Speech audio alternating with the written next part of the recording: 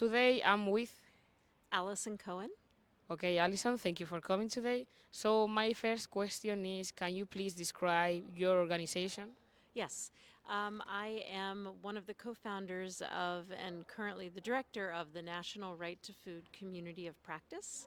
We are a fairly young organization. We're a network of community based organizations, advocates, researcher activists, farmers, people with lived experience of hunger that are learning together about the right to food and advocating for food to be codified and framed as a human right in the United States.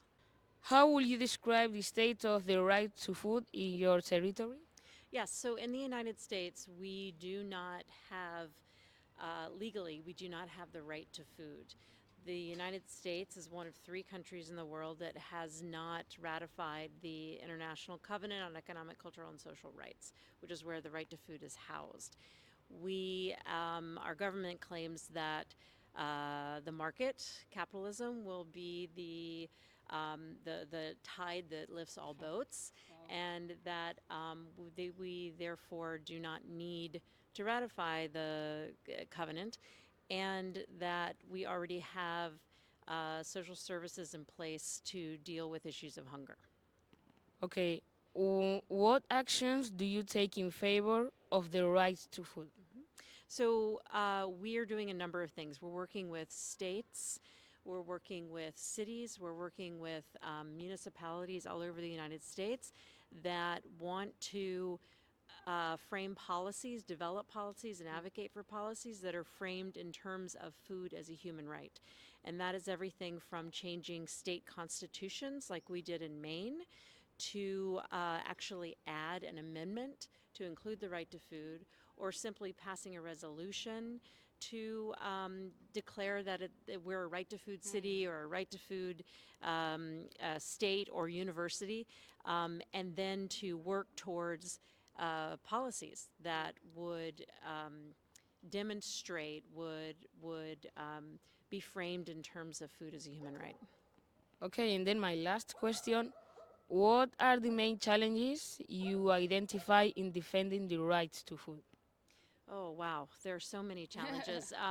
We are a country that really invented food banking as a model, and it's been in play now for almost 50 years.